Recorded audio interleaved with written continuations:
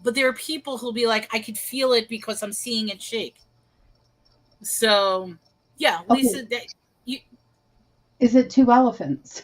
It is, yeah. That's absolutely 2 elephants. Yes, that's 2 elephants. They're bouncing.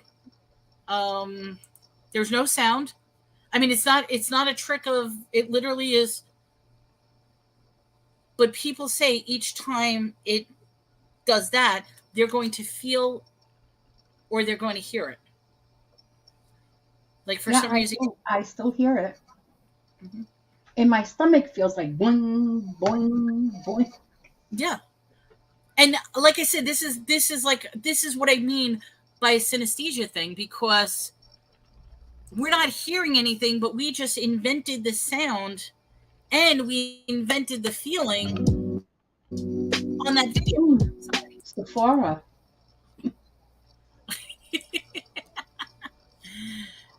So we invented the sound, we invented the feeling of it bouncing. Yes, you only hear my voice, Rich, because there is no sound. That was a completely soundless. But yes, Lisa says she can hear the boing boing in her head. A lot of people will. Some people won't. And this goes back to the people who can't visualize in their head. So there are people out there who cannot absolutely visualize anything in their head. So they won't hear the boing boing. They won't necessarily feel. But when I go back to that example with, like, imagine that apple pie, the smell, the taste, the kneading, there are people who can visualize that and it will activate all their senses. Mm-hmm. You may even start salivating when I start talking about, think of that warm, hot apple pie with the steam coming up. Oh, you don't like apple pie? No. Well, cheese. Okay. Think of that luscious cheesecake with the strawberries on top dripping down. No strawberries. Oh, no strawberries. You just like it plain New York style? I like either pineapple. I like pineapple. Okay, fine. Imagine the pineapple with the juice just dripping down and the glistening color of it. You take your little fork or spoon, whatever you decide to use, and just, you can smell it, you can taste it, you can feel the texture in your mouth. But there's no cheesecake here. So how is it that it's that whole triggering of your memories, triggering. Because I had it before, so I know what it's like. Yes. And then it's so creamy and it's so soft, it's like velvet. Stop. She's like, stop that. I'm telling you, we're all going to be craving apple pie and cheesecake after that. Oh my God. You just stop at the Cheesecake Factory or something. There's no Cheesecake Factory around here. Oh my God. I know. I want one. So good. The banana cheesecake is the best for me. All right. I have a test. I'm going to bring out another one. It is a video. This one, if you've seen the video before, do not give it away. This is strictly for people who have never seen this video before. Okay? So please don't give it away. And Susanna, I don't know if you've seen this video or not, but I'm going to toss it out to Susanna and everybody in the thing. It is a basketball video. There are going to be people dribbling a basketball and tossing it. Am I going to have to hear the sneakers? Because I can't take that squeaky sound in basketball. There is a little bit of squeaky sound, just a little bit. But what I want you to do is I want you to watch this video. The people in the white shirts are going to be tossing the ball back and forth. Okay? I want everybody to count how many times the people in the white shirt is tossing the ball back and forth. Okay? That's the test. Now, if everybody knows what this test is, please do not ruin it. I really want to give this because everybody who takes this test the first time will see it completely differently compared to how other people take this test. Okay? So, I'm going to play this and it'll go into the thing. I really want to know, and it's just like a 2-minute video. That's it. Not even 2 minutes. It's a minute left. I'm sorry, I don't have a soccer version. This is a basketball. I'd rather have a soccer version. Okay. Football. All right, so here we go. All right, hold on. Let me just get my screen I have up. to say, your background is very, very pretty. Oh, the flowers? Or are you talking about my messy background? No. Oh, the flowers. Okay, thank you. Okay. All right. Count how many times the players wearing white pass the ball. Ready? And I want everybody to do this. So focus on the people wearing white. How many times they pass the ball back and forth?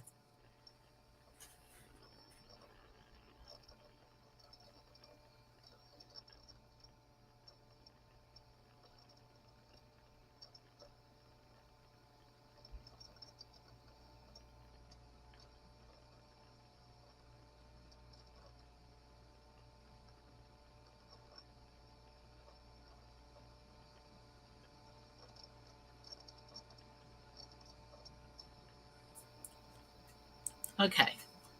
Oops. I went ahead too quick.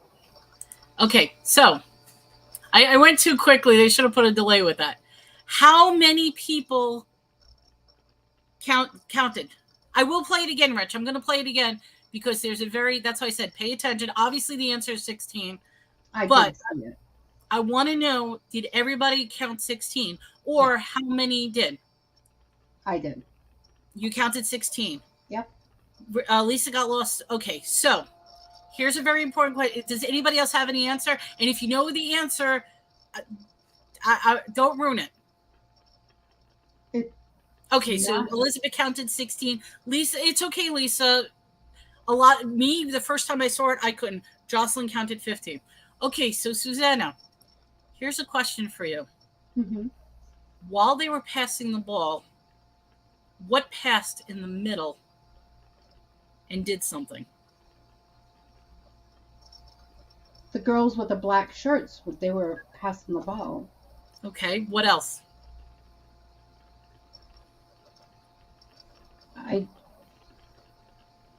Just balls passing. That was it. I mean, I didn't see anything else.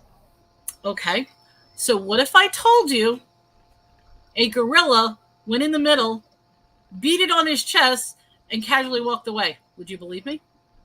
I tell you, you're crazy. Okay, so I'm tossing that out to everybody else.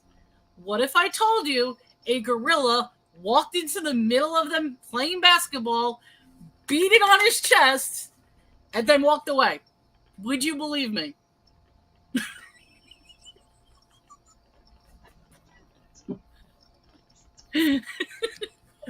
I'm telling you, the first time I saw this, I was shocked. So, Rich, you wanted me to play this again. Would you like me to play this again? And this is where I'm going to say, in fact, I'll just play it. I'll keep having it play because they'll explain it. Lisa said she saw the gorilla. Yeah. Okay. The correct answer is 16 passes. Did you spot the gorilla? For people who haven't seen or heard about a video like this before, about half missed the gorilla. If you knew about the gorilla, you probably saw it. But did you notice the curtain changing color or the player on the black team leaving the game? Let's rewind and watch it again. Now watch this multiple changes. We got multiple my changes. God. Here comes the gorilla, and there goes a player, and the curtain is changing from red to gold. So not only did the When gorilla... you're looking for a gorilla, you often miss other unexpected events. And that's the monkey business illusion. Learn more about this illusion and the original gorilla Okay, so I find that fascinating because not only did the gorilla come in place, the background changed color, and one of the players disappeared and walked off. Well, we were so focused in on counting the balls that we missed everything else. Exactly, and that's part of perception versus reality.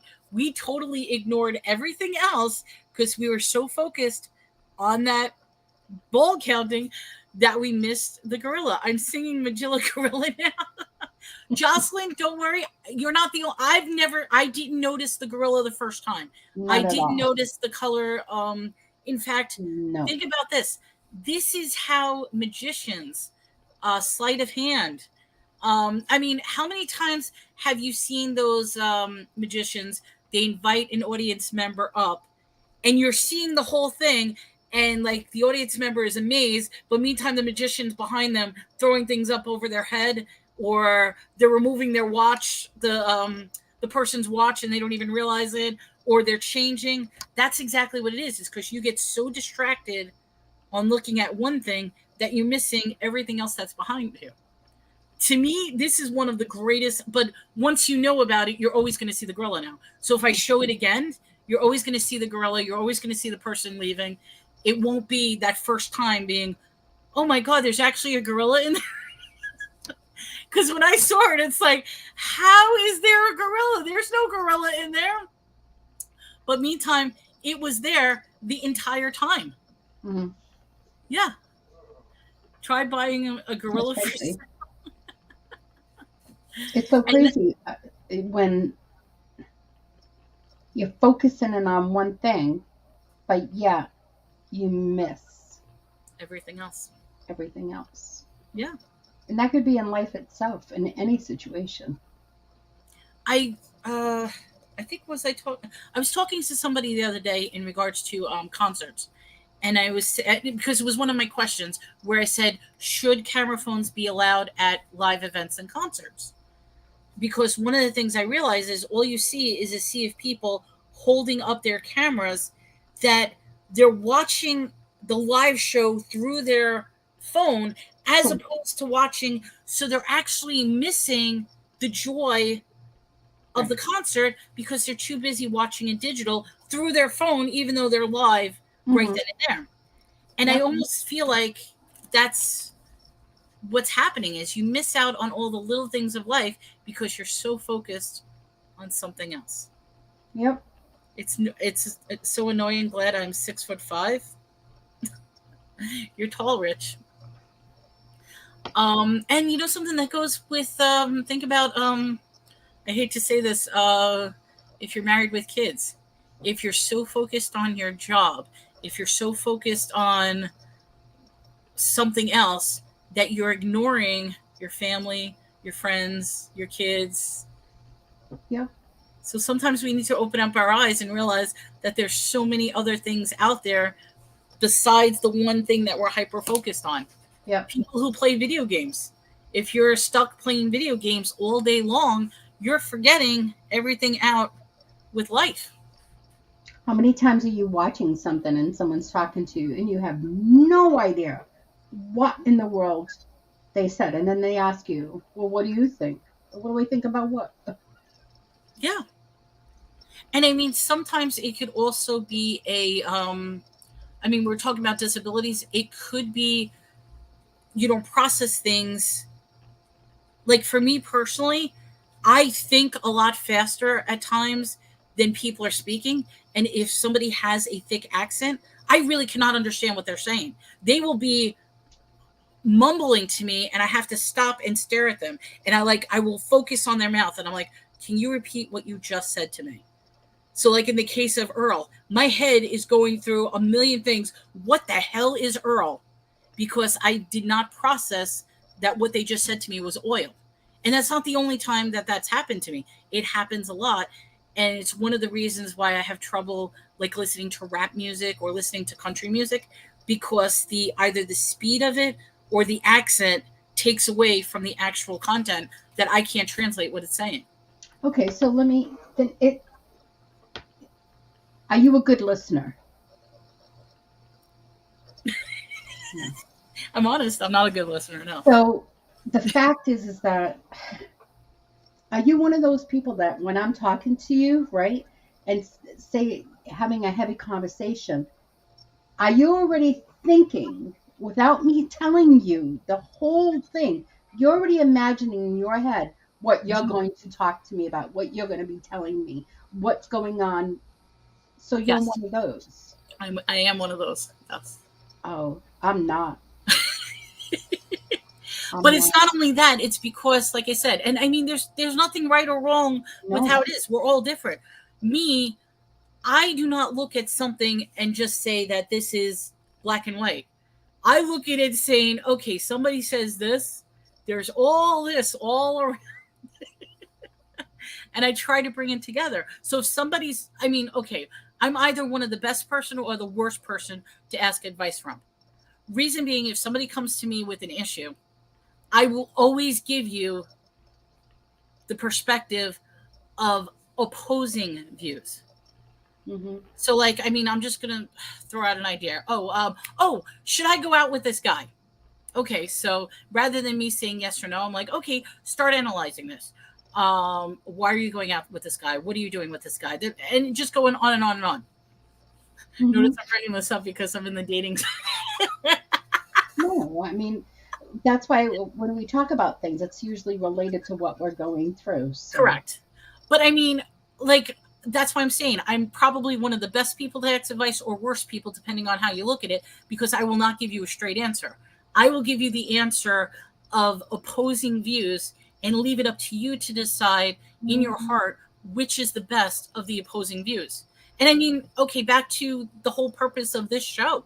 I'm trying to give everybody a full spectrum of different ideas on the same topic, to look at it from different perspectives, because it's never just one perspective. It's just that's the way it is. Because somebody is going to contradict or look at it differently. Sometimes people focus here. Wait, let me write that down. Sometimes people focus so much on the process of doing something, they miss the joy of the experience. Absolutely. Yeah. So that brings me to a good story, is that the process of buying a house. Okay. That's supposed to be an amazing, joyous occasion. Okay. It is. But you think of it, your end goal is to have this house.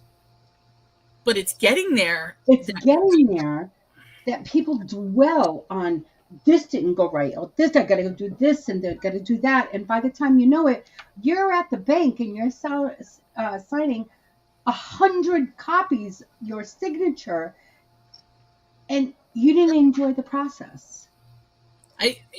This might hit a little home, and I apologize. So I'm going to give a perfect example: wedding planning. Yeah. I mean, wedding planning is a perfect example as well. Buying a house, the end goal is absolutely beautiful. Once you get past the process, buying a house, marrying that person, being on that date that I said, why should we ignore that process? Or why do we ignore that process? It's like we have to all be so, I'm not saying everyone, scratch that, but some people, this, and this, and this, and that, and you're not realizing your end goal. You're getting to your end goal. Be happy and enjoy the process. Lisa says I had a big attack over buying a house than I did getting married. And for some people, it may be the other way around, because it's such, you know what it boils, I mean, my opinion is it boils down to a change. We overall do not like change. People don't want to change. They want things to stay the same as it is. But the moment you change something, not only does it change with you, it changes with everybody around you as well. Perfect example, because like I said, this happened to me. I recently, well, it's been a year now. I broke up with my ex. In breaking up with my ex, not only has my life changed, my friends have changed, the people around me. I no longer do the things that I used to do when I was with him. And that change is something that's completely different. But so change does. That's what you miss, not necessarily him, but possibly. Yeah. I miss. I got married at the courthouse, stayed married 40 years, built the house. I'm living it in shortly after we were married. I have tough spots, but I'm still here. I mean, okay, I probably should not be disclosing this, but I am going to disclose this. So right now, I'm in the midst of talking to someone I really like. I really like. And one of the topics that came up, and I introduced this topic, is it I like you, or do I like the concept of you? And we had a whole intellectual debate on whether do we actually like each other, or do we like the concept of each other. And that's probably, yeah, I'm a horrible person to have a debate with. Change like that is difficult. Yeah, change is difficult. And I absolutely do miss the social part. That's true. I got married in a city building and took 2 days, city planning building. Yeah. So, I mean, that alone could probably cause most people to run away. Like if you're dating somebody and they literally say to you, okay, do I like you or do I just like the concept of you? And then that just spurs like a 2-hour conversation. Well, what's the concept? Lisa's been married for 24. Congratulations. Congratulations. You know something? I would like that. Unfortunately, at this stage in life, it's not going to be that long for me. But you know something? I realize, okay, yeah, in the dating game, because I realize Now, what do I actually want? I do want somebody that could be in my life that I could talk to, that I could exchange ideas. but That now, yeah, I need to tell you something. You're a Gemini. The person that has to be in your life needs to be exciting. Someone that's not going to bore you, because if they bore you, you're going to get tired of them. So they need to be very spontaneous. They need to keep your mind going, because once they become boring, the attraction's not going to be there anymore. So make well, sure that person is exciting. well, what if I said right now I found like the male carbon copy of me? Do you like yourself? I don't know. Do you? Hold up. I have a question. I'm gonna choke. Okay, I have a question. Yeah. You walk into a bar, or you walk into wherever you go, Okay. and you see yourself. Would you go up to yourself and talk to? Good yourself? question. I don't know because Elizabeth, we're well past the conspiracy theories. Oh, How many people would actually on a date or go up to yourself and talk to yourself? I know it sounds weird, but seriously, would you? I Would you wouldn't do it? I I would.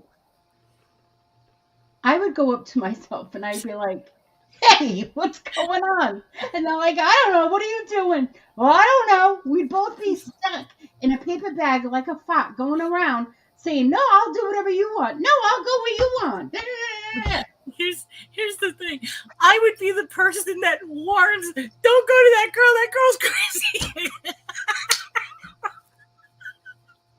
See, I would date someone like me because they'd be no surprise. So are you saying that you're not an eventful person, or because you just know yourself? It's done. I'm curious. I mean, like I said, I probably shouldn't be talking this. I am at the early stages Dating sucks. of the dating game. I really am. I'm at the early stages of a dating game. Okay. And it's just making me think about and reanalyze things because we're talking about dating again. This is so weird. We went to dating last week. Maybe the show should be about dating. God. No. I don't know.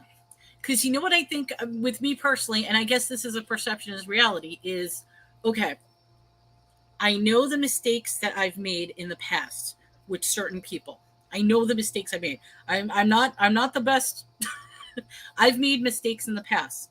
But then I also have to look at what are the things that they said that necessarily I don't agree with or I don't believe.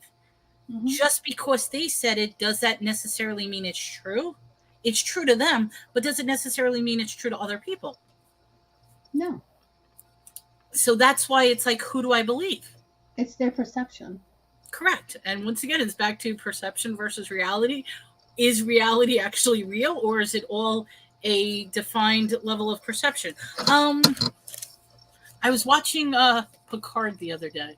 That is a really, really good series.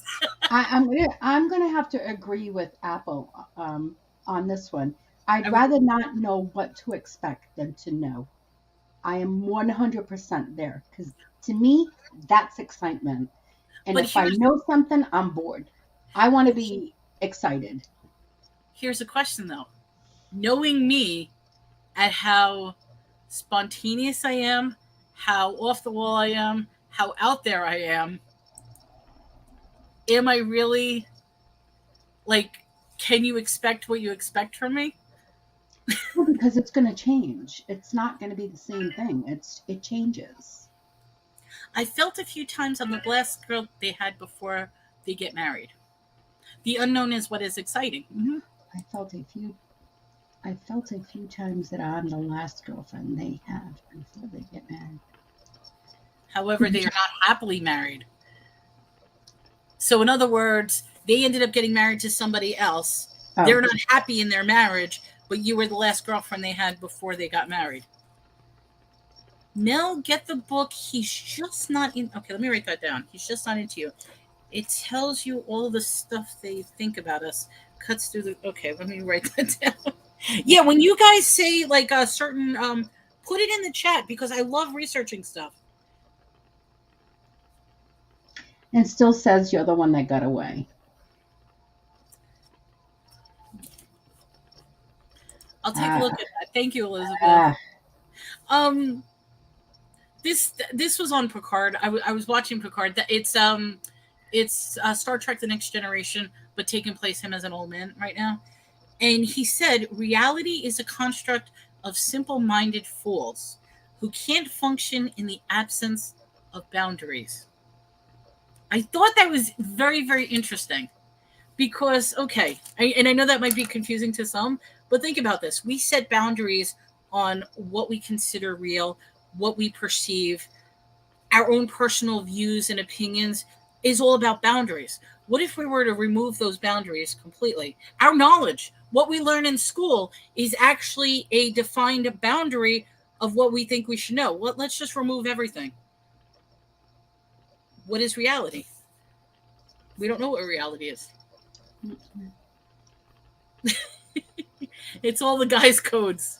Okay, I will definitely look up that book. He's just not into you. So if anybody wants to do some research, he's just not into you. Yeah, I'll agree with that. I said my only wish in life is to find somebody who will love and respect and enjoy as much as I enjoy with them. That they'll enjoy me as much as I do with them. That there's a reciprocation of love, enjoyment. Yeah, that's what I'm looking for.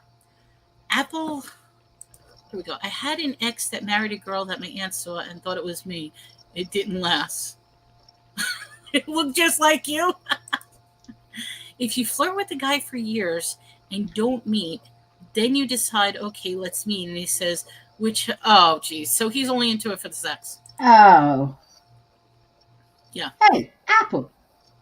Maybe you should tell him, hey, let's meet. Use him and abuse him. See you later. Bye. Sadly, that's what a lot of people want. So it's very hard. It's hard to men. Okay, here we go. Men are more interested in how you make them feel than anything else. If you make them feel good about themselves, then no matter what you look like, they are attracted to how they feel. I would like to believe that 100%, but then I have to think about myself too. And there are certain things that no matter how beautiful that person is on the inside, if there's something wrong that I'm not attracted to, then that could kill the situation. I mean, okay, for example, I'm just going to throw for me, cleanliness is important. I like a clean guy. I do not want cheese where it shouldn't be. I do not want...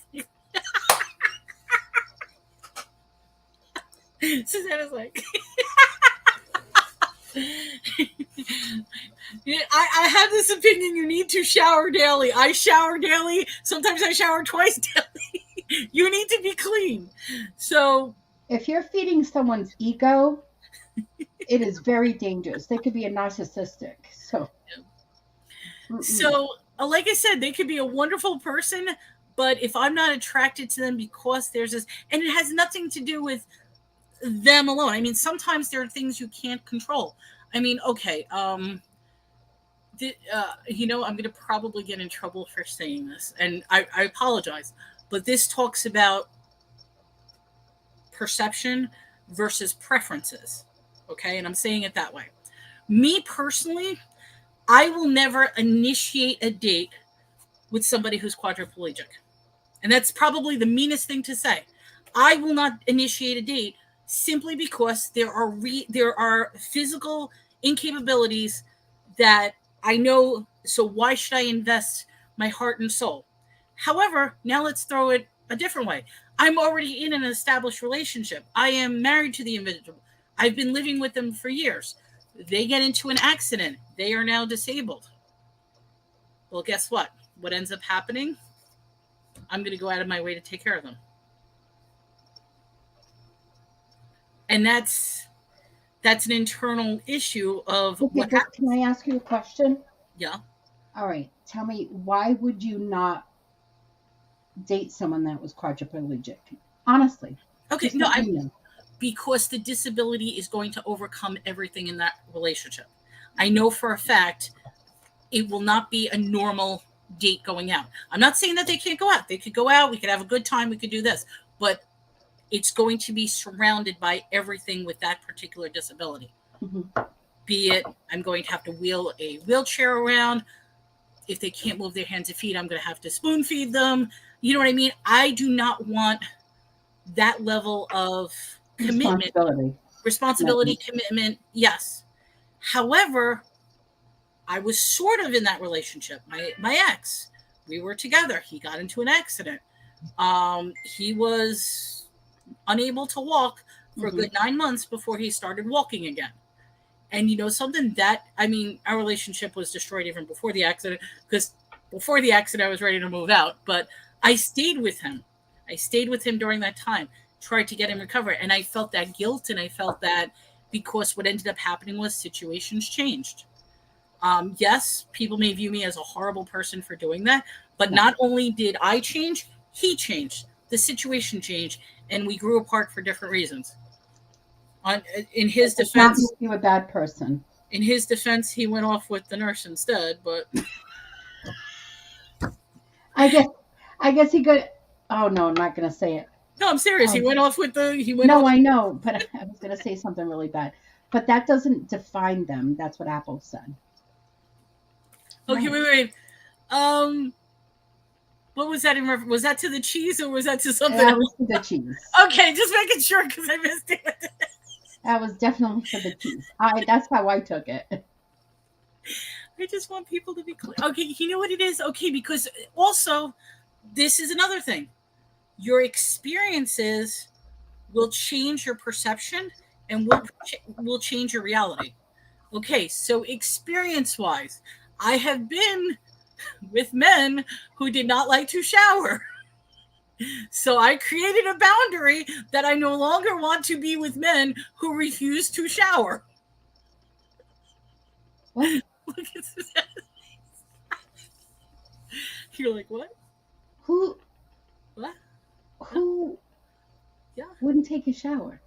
I'm not asking you who. Don't say who. But so my personal experiences are changing my perception of how I look at things in the future.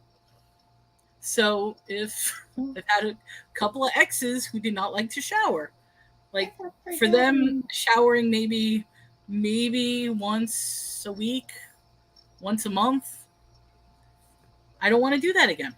I will never want to do that again. Oh my God.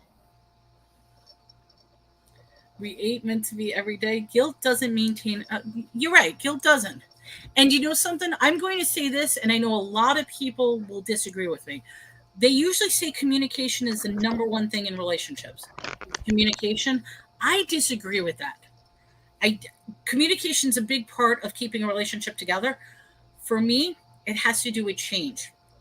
If for whatever reason, either you change, they change, your situation changes, if there is a life-altering change and you do not change together on the same page, then your relationship is destroyed. So that can be for anything. For example, I'm going to throw out some ideas. I'm not trying to offend anybody. If one person gets cancer, how many relationships have ended up in divorce if one person gets cancer?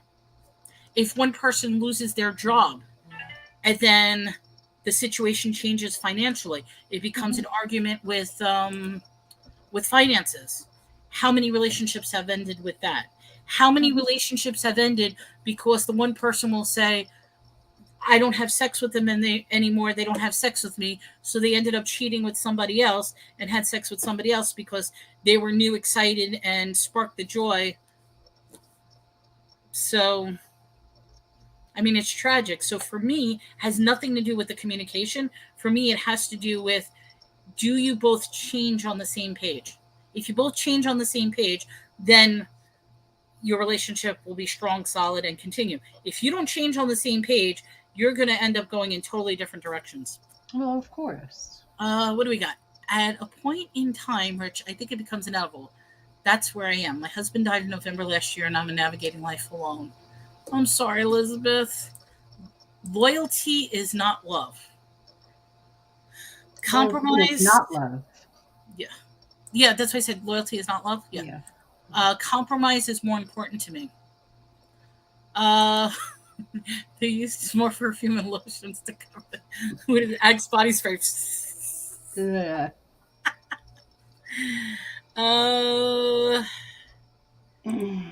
We have to compromise with each other's relationships because we can't date the same way with different people. It's true. That I noticed a lot. You have to compromise with each relationship because we can't date the same way with different people. Correct. Different parts of your personality are going to come out with different people that you interact with. And, absolutely. And I'm not talking about strictly romantic relationships. It could be anything. It could be a friendship relationship. It could be a coworker situation. It could be you're going to the store and you're talking to a cashier. You know what I mean? In any type of interaction with people, all these things come into play.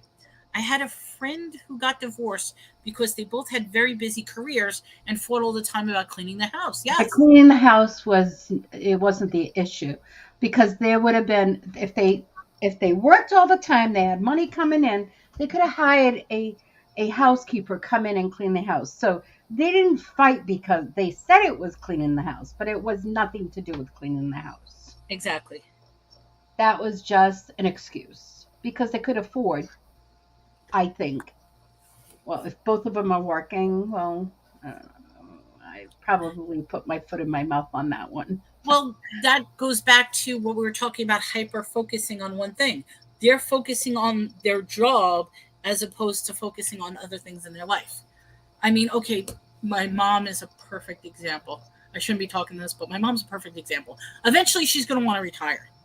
When she retires, at this time, she has no idea what she's going to do with her life. And I'm trying to give her all these ideas. Ma, you could do this, you could do that, you could do this, you could do that.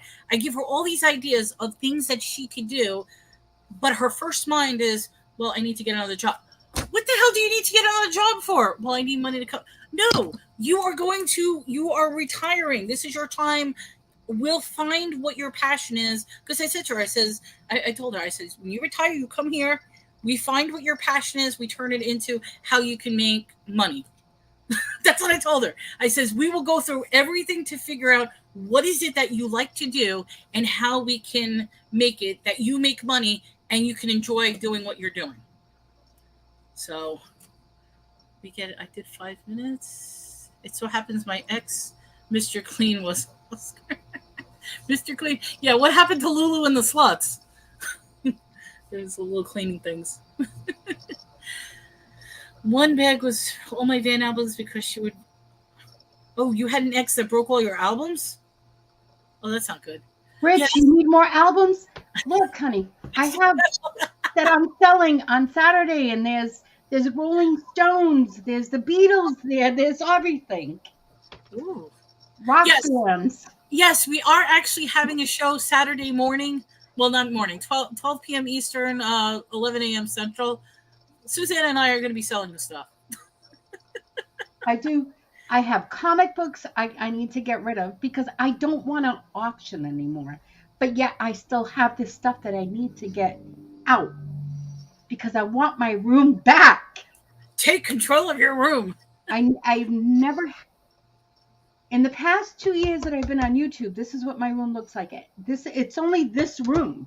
What are you doing? I get agnige. I'm coming out of my skin.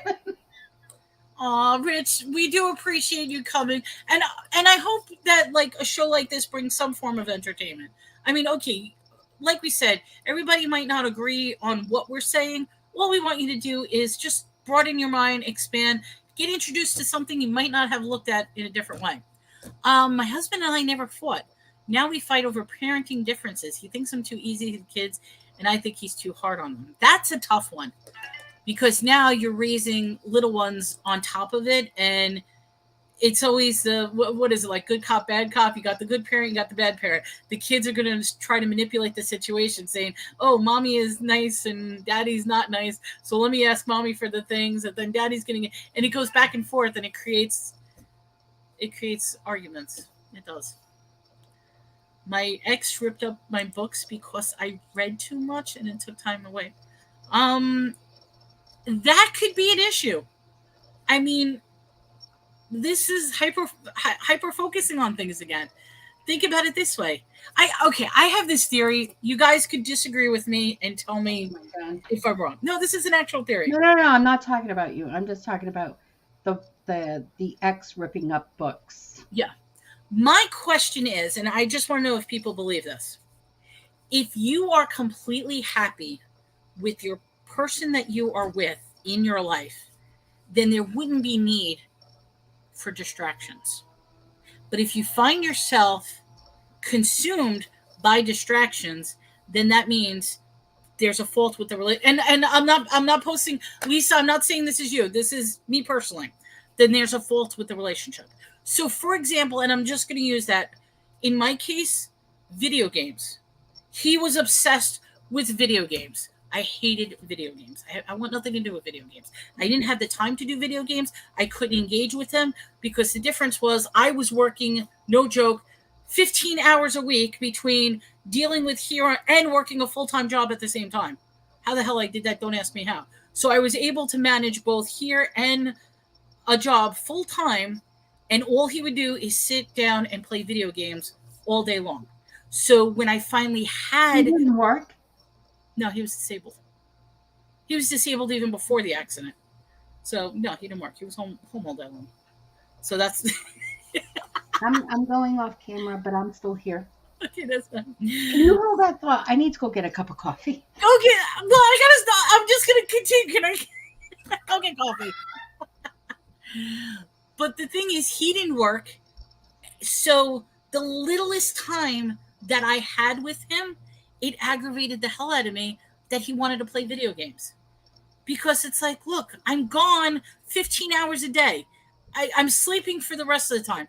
If I have a half an hour of time, can you at least spend a half an hour of time with me? No, he had to spend the half an hour of time cursing at the video games, playing the video games, doing this. So what kind of relationship was that? Now, I'm not saying that's your case. That's my personal case. So Elizabeth's like, bring me a cigarette. Why? Okay, I'll answer that. That's a good question, Rich. Why are there so many more separations than 30 or 40 years ago? Because it was a taboo to divorce people. The rule, well, actually more than 30. But the rule back then is divorce wasn't a common thing. You had to stay with the person you were with. You were forced to deal with it, and you were not supposed to separate. Oh, yeah. Some people legit get paid to play video games. That's fine. He wasn't one of them. In fact, I tried to get him into beta testing. I'm like, look, you love video games? Let's make some money. Go beta test some games. No, he didn't want to do that. Nope. So... I don't know. So, yeah, and this goes back to the whole changing things. If people don't change when your life situation changes, well, maybe. If they don't change when your life situation changes, you're going to drift apart. That's ultimately what I have to say. So why do you miss it then? Why do I miss him, or why do I miss the relationship? The relationship. Because I am a people person. Okay, I'm living in a 4-bedroom house with 3 cats. I'm bored out of my mind. There's things I miss. So why don't you rent one of the apartments to one of the rooms to someone? I asked a few people if they want to. A lot of people don't want to make the change. So I did ask people. I asked a few people, would they be interested in renting out, because I think that would be a nice thing, but nobody wants to make the move here. And this area, technically, I don't know anybody in this area. This is still a new area to me. So I didn't make any connections to, sorry, I didn't make any connections to have somebody to trust enough in this area. I see. Yeah. I encouraged my husband to pursue his interests and spend time with his friends, which that's fine. But what happens if, and like I said, Lisa, I'm not putting you on the spot. I'm saying in general, what would happen if that's all they're pursuing is their interest in their friends and you're getting ignored? So my ex wasn't the only one that was a bad relationship. I'm actually combining all different relationships that I've had and just giving out these examples. But I've made some bad choices in life. That's all I have to say. So it goes back to, once again, perception versus reality. I may perceive myself as a wonderful person. However, the reality is there are people out there who will think I am not a wonderful person, who I'm awful, I'm this and that. Vice versa. There are people who may see me as absolutely, like, you know what I mean? It's all, thankfully that doesn't happen. Oh no, I wasn't trying to knock you down, Lisa. I'm just saying that there are, like, in my situation, it did not work. It just didn't work. And that's another thing is, I think, I mean, okay, I don't know if Susanna's still here or not. I'm here. Oh, you are here. Okay, so here's a question, and this is something that's always bothered me, is when you have a perception of yourself, but then you come to realize that that's not the general consensus of how you are as a person. You would think that that's enough for a person to change, but is that enough, or do you just disregard what everybody else says? Then that needs to come to Jesus, sit down to talk.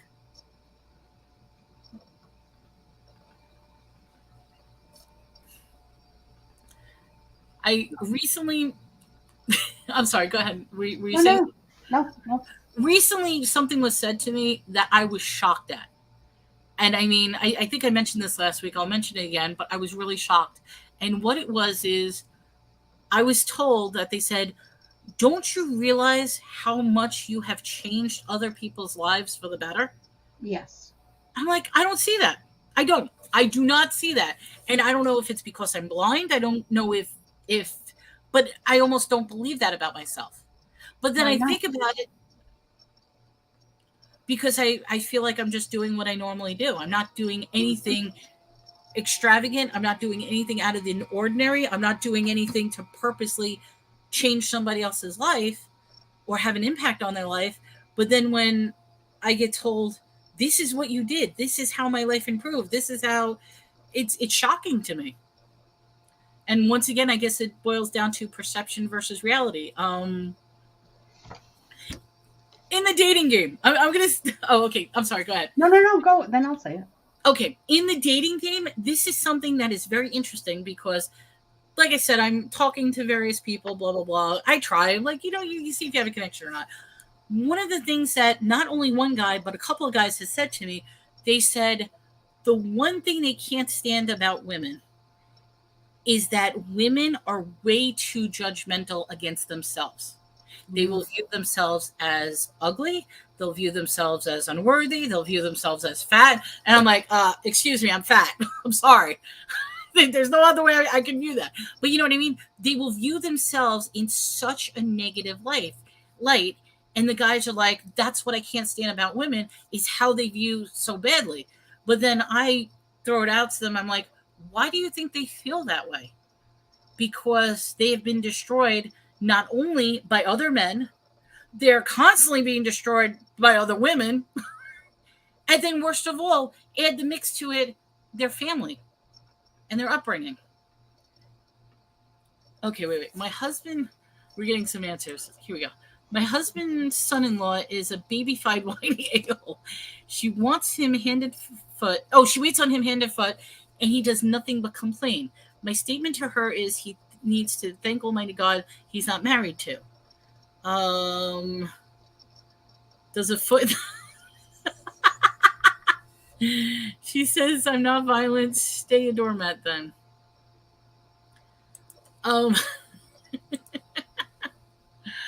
But see, that's what the question is. It's like men will tell you what they, because okay, yeah, I don't know. I'm blabbering. I'm sorry, guys. I lost my train of thought for a second. But when I was going back with what the guys are saying, they do not like it when women are so hard on themselves. No. And although I complain about my ex, there was something he said to me one time that I'm holding dear to my heart because I have to remind myself. And one of the things he said is, if you can only see what I see through my, if you can only see you the way I see you through my eyes, that could be a very, very interesting thing. If you could just take off your blinders and see yourself through how another person sees you instead of how you think you see yourself, then that could be a whole nother perspective. But it's also hard to believe them. Yes. Absolutely. It's very hard to believe them because you're so used to thinking the way that you think that you think that's how people perceive you, the way that you perceive yourself. But when someone's literally telling you, and ask them, how do you see me? There'd be good parts and there's going to be bad parts. And you have to take it for face value. And it's so hard to believe what other people are saying. Right. Because you're so stuck on what you think of yourself. My husband respected the fact that I was a partner and not a servant. Yep. And Apple said, being confident is very sexy. Oh. Men, not only men, but women do like confidence. Mm-hmm.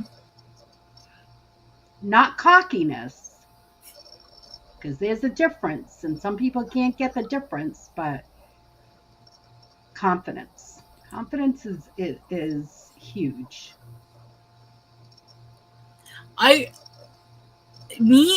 It's funny when I get contradictory perceptions of myself. Because a lot of people, which I find this amazing, will tell me that I'm a very confident person. You seem like you're a very confident person. No, not at all. Do you see our perception? See, my perception of you is that you're a confident person. I have some of the worst self-esteem. I once said, and people said, bullshit. And I'm going to throw this, and you out there will probably say bullshit, but what if I told you I have intense stage fright? I call bullshit. Exactly. I have intense stage fright. And it happens because it's funny. I do these shows all the time. I do them with you. I do them with other people. That's fine.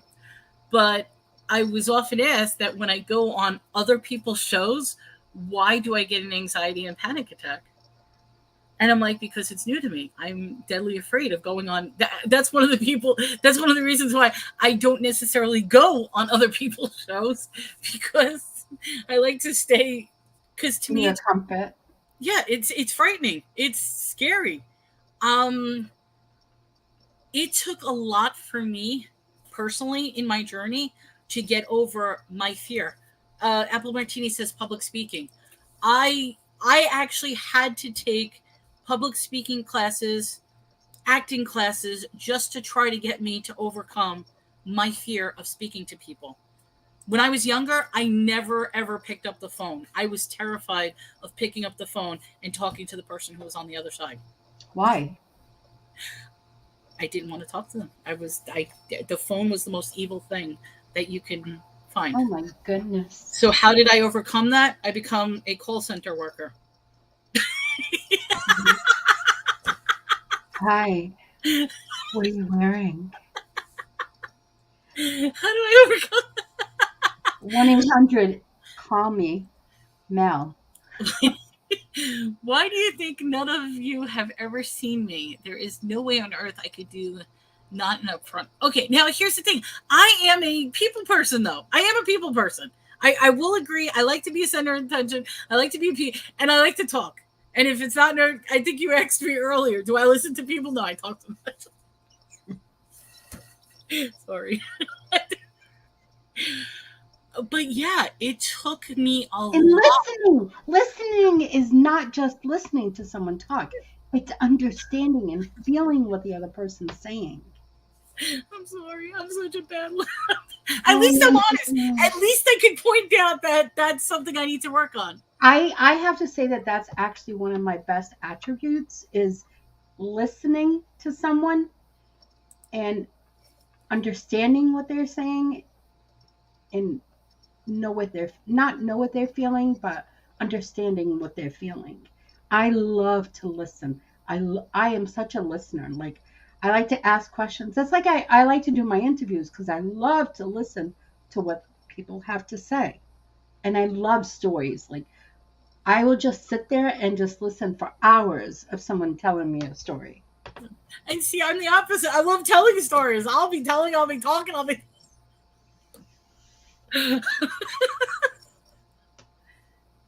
I'm such an awful person, aren't I? Yeah. And the funny thing is I don't, because I looked at what Elizabeth said, that she goes up to strangers. Yeah. And I feel like sometimes, do I have like a note on my head saying, I'll listen to you, you can talk to me? Because I'll go to a store, I'll go anywhere, and people just talk to me like they've known me, and they just talk. And I'm like, oh, really? And I'm listening to them. And then when they're done, I'll ask them questions about what they said, what they have told me.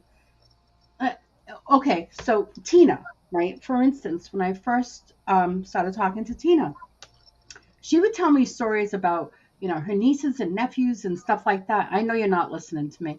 No, I am listening. And I would just sit there and listen because I loved it. She's telling me stories and I'm listening to what she's saying. And then she turned around and looked at me when she was done. She's like, I know you didn't retain everything. And I'm like, what do you mean? And then I verbatim told me what she said, not word for word, my intake on what she said. She's like, oh shit, you were listening. And I'm like, yeah. Well, she says it was one of the most becoming qualities that she loved about me was because I pay attention. I listen. And I like that. Lisa wrote, I had to overcome the fear of being on camera when I had to record forensic interviews and completed with children. I can't say that word. I found that I focused on the child and forgot the camera. Certain words I can't say, so I'm trying to be careful because YouTube and that's one of the words I can't say. But yeah, something like that will eat at your heart. I mean, that will tug at the heartstrings when you have cases involving. Absolutely. Yeah. Apple says strangers always talk to me like almost every time my friends get annoyed. You know what? Okay, Apple, I'm going to answer that question. This is my personal belief. My personal belief is everybody has an energy, an aura, and stuff like that. So depending upon what type of person you are, there are people who will instantly be attracted to that energy. So when strangers come up, because yeah, I get the crazies all the time. Crazy people love me. I am the crazy people. And when I say great, we're talking crazy. So I attract crazy. But yeah, I get people talk to me, tell their life story. Like I could just be in a random, like on a park bench, minding my own business. I could be in the store. Somebody will just come up to me and tell me their entire life story in 5 minutes. Mm-hmm. It's the weirdest thing. I will never understand that. Most of the time I look mean and they say smile. I say that to people. I do. If they look upset or they look mean, I'm like, are you having a bad day? I'm a New Yorker. Do I look mean? Huh? I said, I'm a New Yorker. Do I look mean? I was a New Yorker. I guess it doesn't count anymore. I don't know. At what point, this is a good question, and perception. At what point do you actually change where you're from? Like, at what point am I actually going to be considered a Texan? I'm not a Texan. Oh, I don't foresee you being a Texan. My perception is you're not a Texan. But yet, at this point, I've been here 10 years now. Oh my God, I've been here 10 years, baby. See, Apple, right? New York till you die. Just like I'll be in Massachusetts till I die. Here's a question. I'm going to toss this, and I hope everybody can answer. When you talk to people, where do you look? I look at their eyes. You look at their eyes? Yeah. You look at the mouth. Mouth or nose? I'll look at their mouth and nose. I don't get direct eye contact. Right. I don't like direct contact. I don't want to see inside their souls. I really don't. Oh I don't want God. to. I don't want to see what.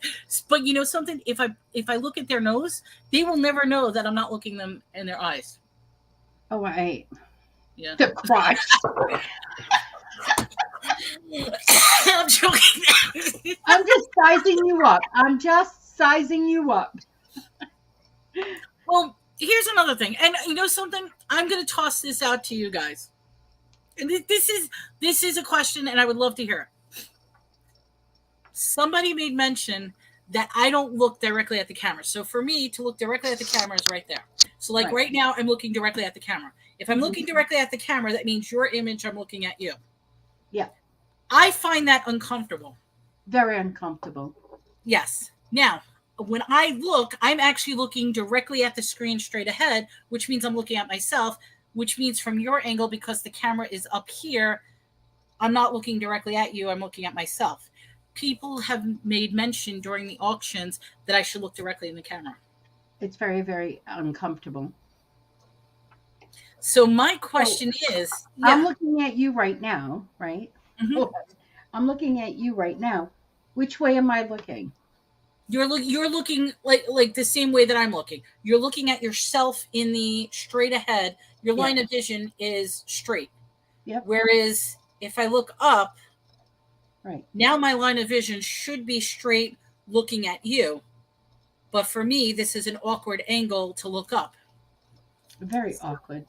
So I'd have to put something over here to keep my head up because it'd get tired. So that's a question for you guys out there. Like watching me talk like this. Obviously, I'm not looking into your soul. Now I'm looking into your soul. Hello, everyone. I'm looking at you. What is more comfortable for you guys? For me to actually look at the camera, or for me to just, oh my God, this is not person to person. It's not a Zoom world. Rich, it's not a Zoom world, but you know something? It could actually make a big difference when addressing an audience. Because sometimes people feel a connection by me looking directly at them. For me, it's very difficult because I like to look at myself when I'm talking, because I can look at my gestures. I can look at what's going on the screen. I can look at my cats in the background. Whereas if I look solely at the camera, I can't see anything else that's going on because I'm too busy looking at a little black dot. Yeah, looking in the eyes is more personal, but as far as on a camera point of view, it's difficult. And that's why I'm wondering, should I always, because then the other thing I thought of was, okay, if I put a big mirror right behind the camera and had like a mirror up here, then I could be looking at myself. Well, they actually said that when you get online and whatnot, if you're afraid of people talking, that you should put a mirror in front of you, like up here, because you feel like you're talking to yourself. And it makes it very not as uncomfortable. Remember I said I worked in a call center, like taking customers' calls. They would want you to have a mirror there because when you actually could see your expressions, when you could see what you're doing, that will change the tone of your voice. That will change the impact of what you're saying. It will also make it upbeat. Texas says... I honestly don't care because I'm usually working, shower, and go to the bathroom while I'm listening. So it doesn't matter what direction you're looking at. Well, here's another thing. If I may do this, let's see if I... Do you know how many times I take a bath and I'm listening to everybody? Or taking a shower, I'm listening. When I'm taking a bath, I'm watching everybody, but I'm taking a bath. How many shows do this thing? Where they just show your avatar and only your avatar. So you'll be listening to them and you can hear them, but all you're seeing is their avatar. Mm-hmm. And I mean, a lot of people do that. There are people who do auctions that you will never ever see their face at all. You'll see their magic hands. I call them magic hands. Like you see their hands, and that's it. And I'm just curious, what makes a better show experience? Texas Valley showers with everyone. See? Absolutely. Yeah. Everyone talks to me in the past now. I'm more selective. Would you time travel, Rich? Who talked to me in the past? Where is Gettysburg, Rich? In Virginia? Gettysburg, yeah. Oh. Is he Rev? No. No, Rev is here in Texas. So. No room in the shower. Iraq's more outgoing. Here, Lisa says I hate when the show is an avatar. And I mean, that's just a different style. I mean, there are people who are deadly afraid of showing their face. I get this a lot. I have to say this. I've got a follower on my things, watches every one of my videos. Thank you so much. But what does he have to respond? And I used to delete it all the time. Now I don't even bother deleting it because it's pointless. But he always has this fascination with the fat on my neck. Yes. He has to make fun of my double chin. He has to make fun of my neck issue. He has to make fun. Like, he'll tell me that I need to lose weight. I need to go have an effing salad. I need to exercise. And like I said, I used to delete. So it's like, you know something? If you're not happy the way I look, scroll on by. There's plenty of other things that you can look at. Oh, my God. Women don't know their history? What? Oh, Gettysburg. Battle of Gettysburg. Yeah, Gettysburg is in Virginia, isn't it? I thought it was in Virginia. Gettysburg, Pennsylvania. Oh, Gettysburg, Pennsylvania. Isn't there a Gettysburg in Virginia? I don't know. I don't remember. You get to say there's an Elm Street on every town. I've been to Gettysburg. Do I actually have to look this up? Where is Gettysburg? Can you see? I'm thinking that there's a Gettysburg in Virginia. No, Gettysburg is in Pennsylvania and South Dakota. Get out of here. Is it in Virginia? I thought there's one in Virginia. Oh, no, there is Gettysburg in Virginia as well. So Virginia, Pennsylvania, and South Dakota, there's a Gettysburg. Okay. Rich, you go to history school. I know where Gettysburg is. Oh my God. It's like there's an Elm Street in every town. There's a Main Street in every town. What about a pizza place that's it says the name of your town pizza? Okay. Like Fall River House of Pizza. That's where I live. Boston House of Pizza. Gettysburg House of Pizza. They're identifying with their town. Yeah, I don't like that. Or what about the little mom and pop stores that name whatever street they're on? Like, I don't know. Like, this is I don't know. This is Main Street Coffee. They're on Main Street Coffee. Hello, Roy. Horizon Pix is in the house. He says, I know where you live. And what's the worst part is how many times am I shipping things to Rich? You know what it is? I don't even look at the tags. I print the tags and slap them on. Oh, there's one. Yeah, there's one in South Dakota. I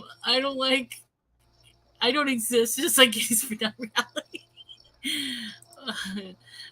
Kumo with the neck comment says the one in he's my new boyfriend. That's what she's talking about. Kuma with the Elizabeth defended me on one of his posts because he just got. See, my thing is. Any suggestions? I'll change my name for you by Saturday. No, don't change your name, Rich. We like your. Hey, I have my iPad right here, right? Yeah. And I play this stupid game because my son wanted points, right? And it's called Monopoly Go, right? Okay, they've been doing commercials on that, but go ahead. And this mother effer, since yesterday, has been closing down, hitting my properties. He has it in for me. He has hit me and cost me billions of dollars. I'm going to attack this mother. His name is David, and he keeps hitting me. Like it just said, he shut down my town. Like, seriously. So now, this is a perfect example. Okay, so you're hyper focused on Monopoly Go now.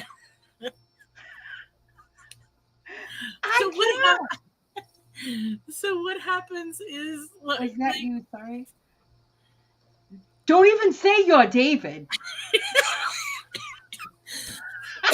Oh my God. I would literally... Let me see. I'm going to go to my thing, right? Oh my God. I'm ready to like... But there's always that one person that has to sabotage your game and just can't play nicely. Yeah, like, I'm going to delete this mother. I can't take him.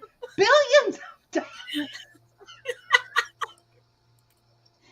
What a mess. Seriously. Look, David attempted to shut down your landmark. David collected $627,000 from you. I won't. Papa Pichu Petty. Leave me alone. Oh my God.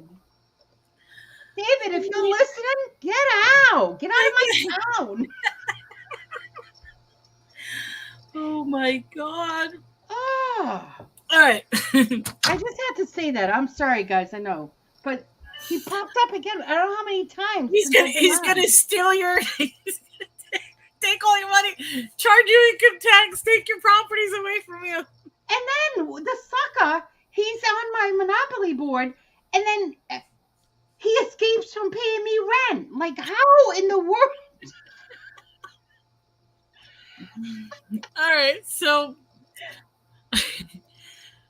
I don't know if you guys realized we have been on for 3 hours. It feels like we just started. So now, hold on. Let me go back for a minute. Topics for next week. How not to play Monopoly like Susana. Topics. Hold on. Okay, so we did perception is reality. Now, these were the ones that everybody chose. So I'm going to go through the topics. It's my third, Roy. Wait a minute. Here's my fourth. How many more glasses do you want? I have 1, 2. Just keep stacking them up. He's not getting my glasses. Okay, guys, we're going to need a vote for next week. Okay, so I'm going to read the choices. We're going to do a please vote for next week's topic. Okay, so our choices are, you ready? Cloning. Pyramids. Cloning pyramids. Wait a minute. Are we playing that triangle game and I have to say something? No, we're voting for the topic for next week. Oh, okay. Smurfs. Giants. Somebody wanted Smurfs. Don't ask me why. Cave writing. What? Cave writing. Writing on caves. Oh, cave writing. Simpsons. I really want to do that one. This one I absolutely want to do. Georgia Guidestones. Nostradamus. New York Giants. Or psychic mediums. Okay, those are the choices for next. We're doing a topic for next week, Roy. So we just want to vote because generally what's been happening is we pick a topic. Melanie goes crazy during the week to get as much wacky information as I could find. And then I present it to all of you, which you think I'm crazy, you crack up laughing, or I blow your mind. Rich says none of the above. Well, do we have another? I would love. Okay, truthfully, I would love to do Georgia Guidestones. That one is a scary. Yeah, I mean, I do believe. I definitely want to do the Georgia Guidestones because I want to hear. yeah. I don't know anything about it, and the only reason why I'm here to make faces because I know nothing. I guess. Okay, Susanna, wait. I want you to realize the importance. No, I'm being serious here. I personally cannot do this show alone. I absolutely can't. I love the fact that I could feed off people, that I'm not necessarily leading the conversation, that I could bounce off whatever is being said in the audience, whatever is being said by you. And you literally are like the direction of which way I can go. Okay. And that's why I love you. I will say it. I love you. I really do. Rich, if we talk about cooking, it would be my show. Well, I will say this, Spirit, we are going to get through all these categories. And as people come up with more categories, we will definitely put this on. Roy, it's similar to Stonehenge. Very interesting stories. Okay. Georgia Guidestones. I think we're going to do the Georgia Guidestones. Okay. Georgia Guidestones. Just a quick overview of what the... There you go. Here it is. Here's the secret, Susanna. You need to keep me in line. If anybody doesn't know what the Georgia Guidestones are, just a quick summary. It's basically Stonehenge that was put in Georgia. It popped up 20 years ago. Nobody knows who put them there. They put up the big Stonehenge in, and there was a prophecy on the anything stone. There was a prophecy on this. We'll go into details, but basically, as of right now, the Georgia Guidestones are gone. They destroyed them, so that's why now it's more important than ever. Oh my God, Rich, that's so true. Voting in Georgia, don't mix. I'm gonna pee my pants.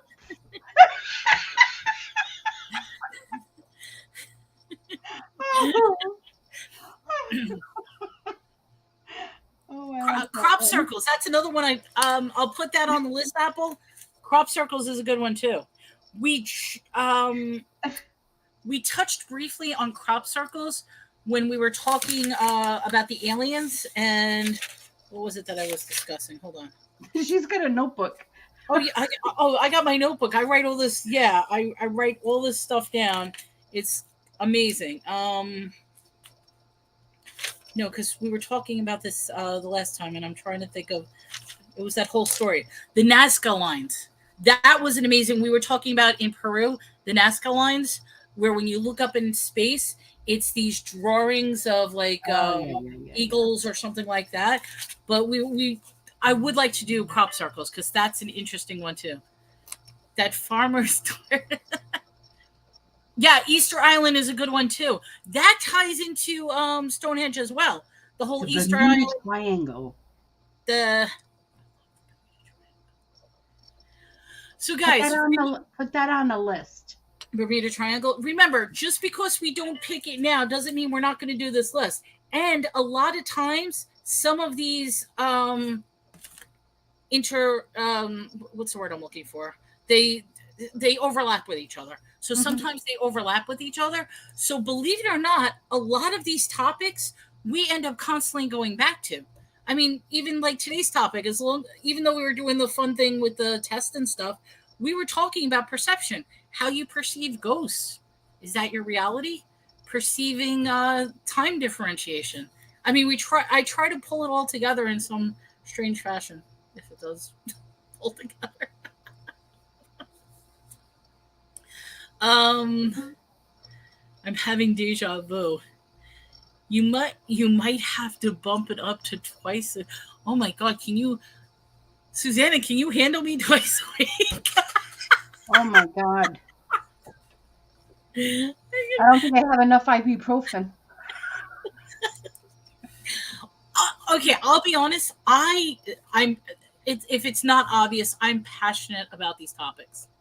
It doesn't necessarily I believe, but I love to learn all the different views. This way you guys can come up with your own solution and your own thing. I mean, I definitely want to do another one on Mandela effects.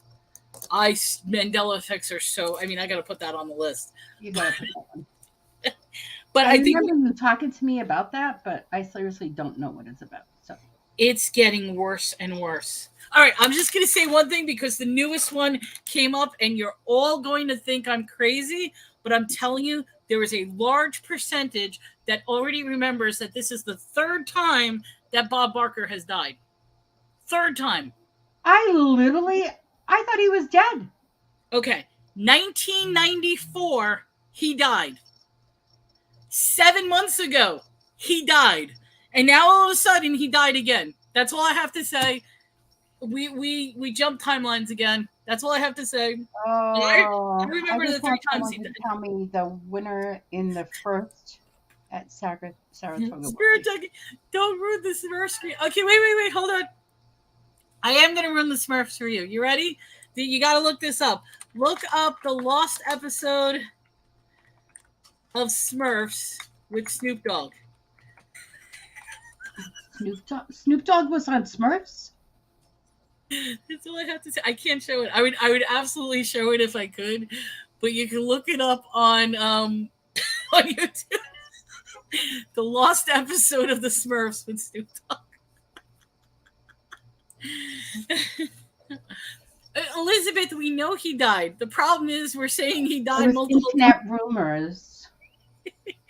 And that's the problem. That it's probably one of the biggest psyops that they are messing with our heads. Because, all right, how do you control a population? You control the population by confusing them. Confuse them about everything. If you confuse people about everything, they end up arguing with each other about everything. And then that's how you control a population. Well, were you paid to come here to confuse me? Because that's what you're doing.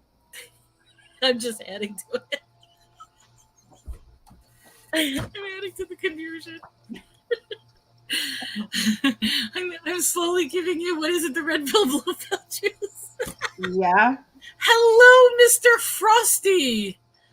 He's ready to party. Go party, Hey, Mr. Frosty. I'm all greased up and ready to party. Oh, you're a slippery snowman then. Baby, what's the matter? My baby, you can't come up here. Come on, stay on the back of my chair.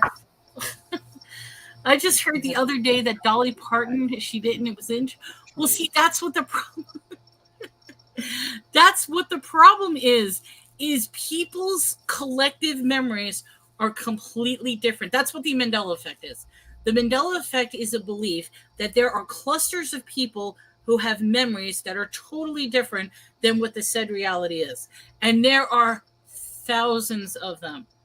And the problem is every time CERN gets turned on, that's a whole nother, we can talk about CERN. Every time CERN gets turned on, within a couple of days, there is a whole mess of all new Mandela effects that come out.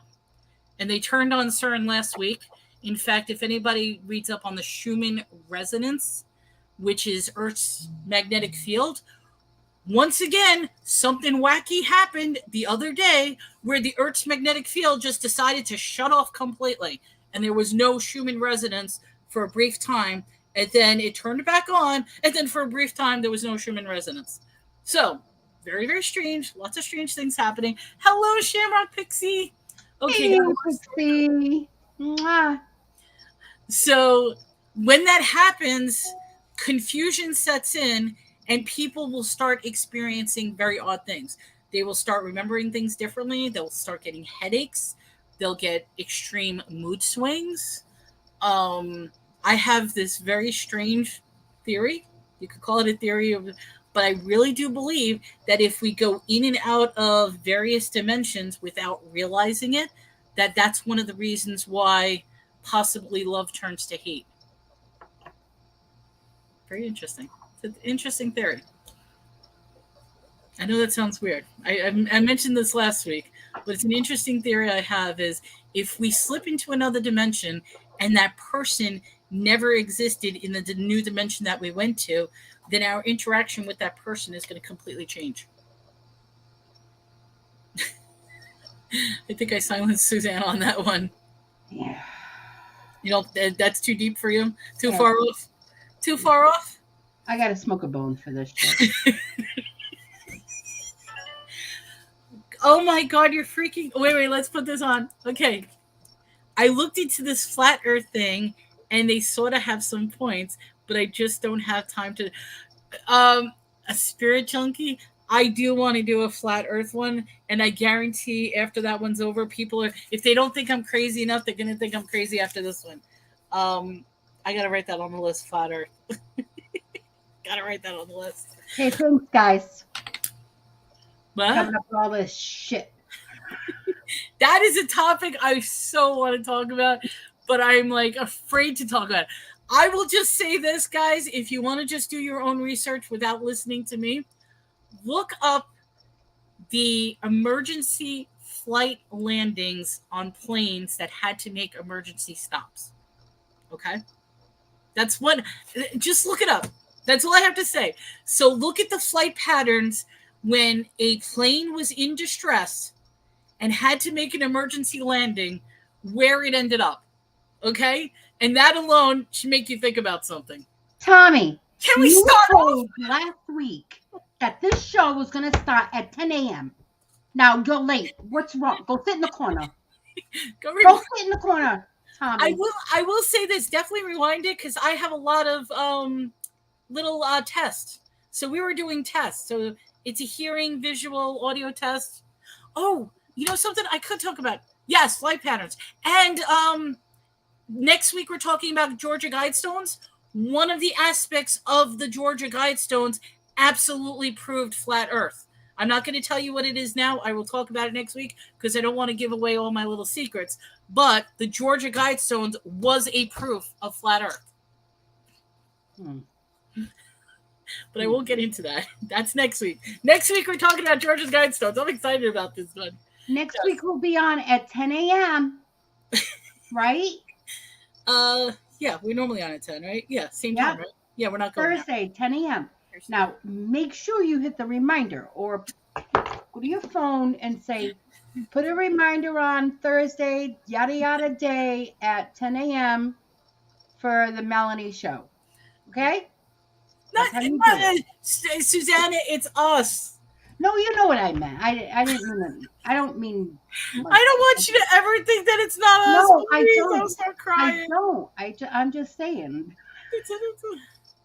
Don't. No, I didn't mean it like that. It makes you wonder why you work your butt off. It's all a waste. Well, Spirit Junkie, if you haven't heard that, and I mentioned it earlier, I mentioned it last week, I will say it again. There is a theory, I don't believe this is true, but there is a theory that the Mayan prophecy came true and that in 2012, we all died. And right now, this is our 7-minute consciousness of dreams that is existing. But because in dream state, time does not work linear like it does in regular 7 minutes, that we are still stuck in a never-ending eternity dream because we're all actually dead.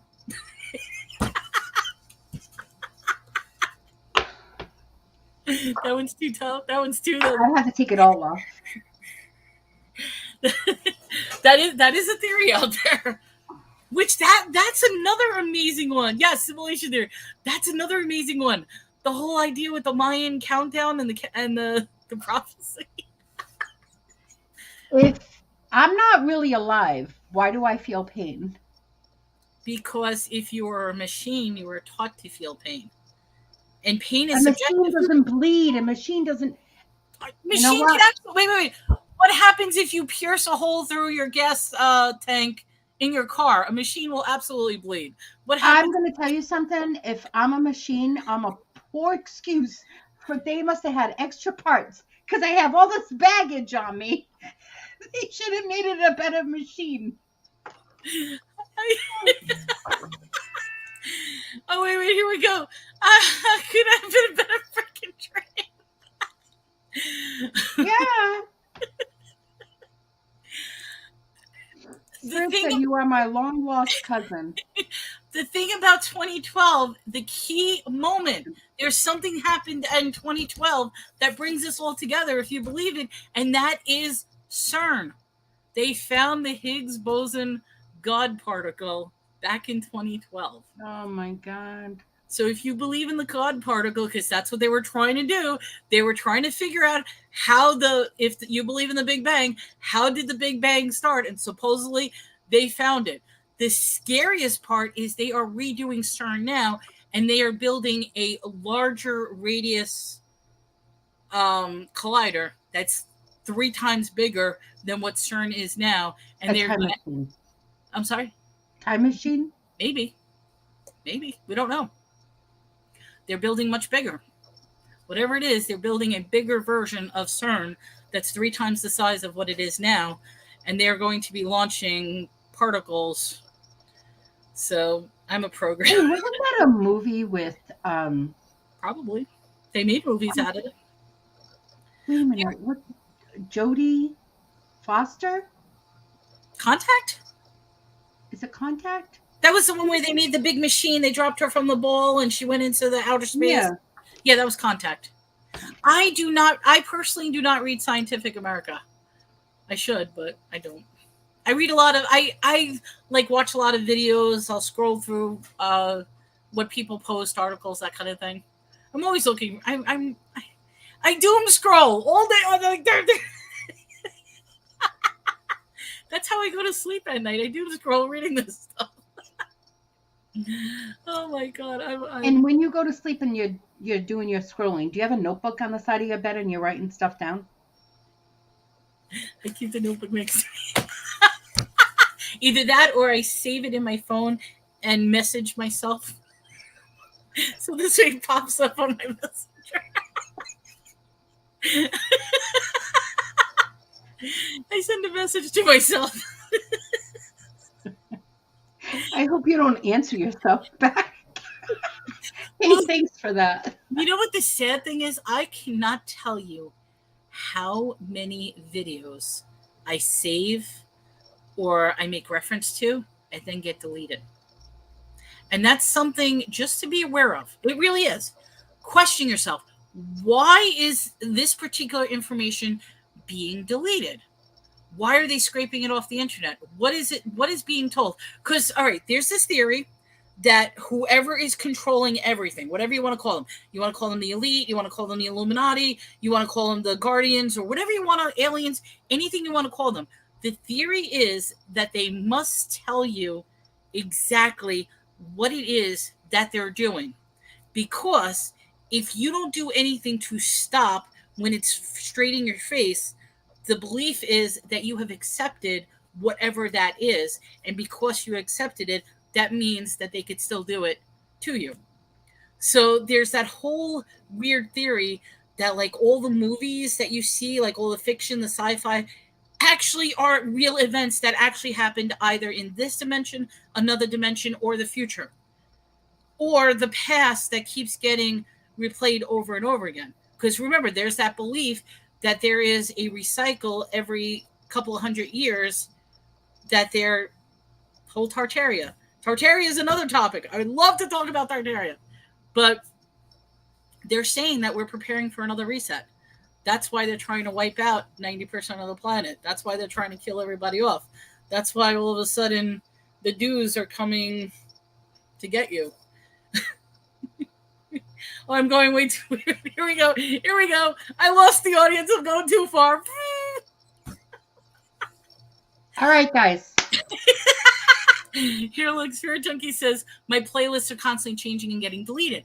That's the question. If what we're saying is, and oh, that's what I forgot. Oh my God, I can't believe. Hold on. I got to do this. I completely forgot that. Okay, at least it's on there. I do have it in the beginning during the intro. I completely forgot to put that. But yes, if you consider something pure entertainment, why would it be deleted? That would be like me saying, okay, you know something? I'm going to delete the movie E.T. out of existence. Let me just delete it. There's no reason to have the movie E.T. at all. It's a bad, let me just delete it. Why would they do that? No one's phoning home. Home phone. Home phone. That's a Mandela effect. Home phone. ET doesn't. Okay, everybody's going to say ET phone home. He doesn't say ET phone home. ET says ET home phone. And that messes everybody up because he never said phone home. He said home phone. ET phone home. No, it's ET home phone. I'm dyslexic.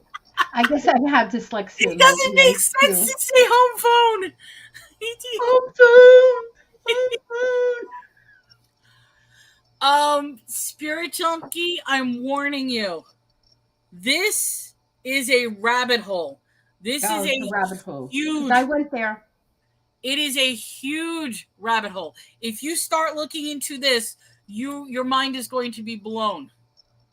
Because what Tartaria is the entire concept that our history was completely rewritten as early as 200 years ago. 1820 to 1840, really weird things happened in our history. And that's the whole I told you about my 23andMe, remember? Yeah, you said it stopped at 18, like that time? Yep. 1840 to 1880. Yeah.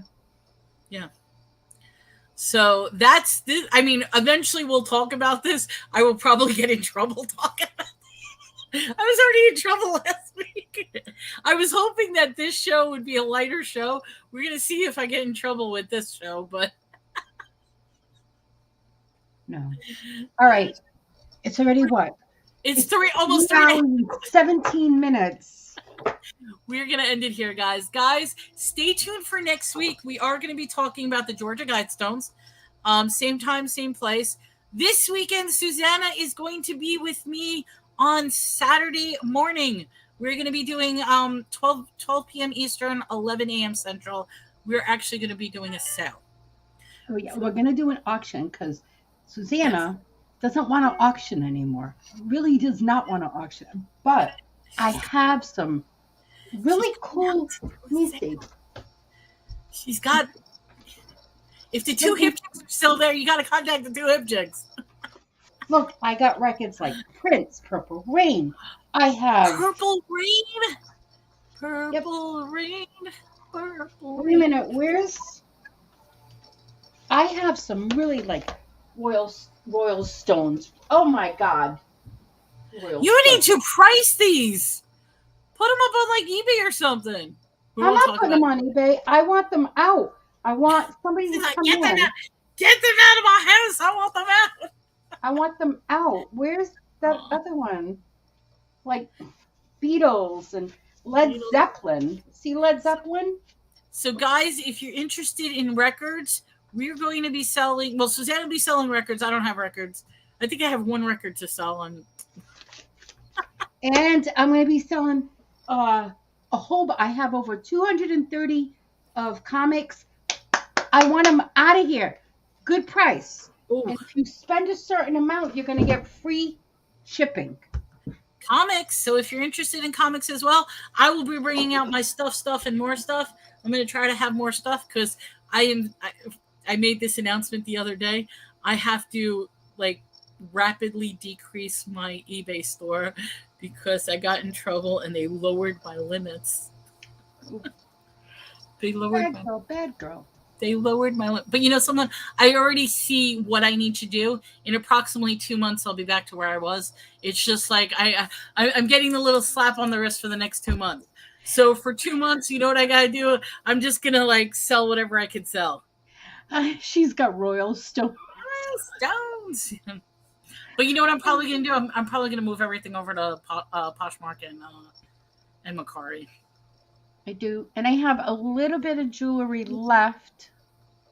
Mm-hmm. And I just I think I'm going to make bags of toys and stuff to just, I just want to get rid of it. I really do. All right. Well, we will be on Saturday, so stay tuned. I haven't made the link yet because we just talked about this today, but I'll make the link.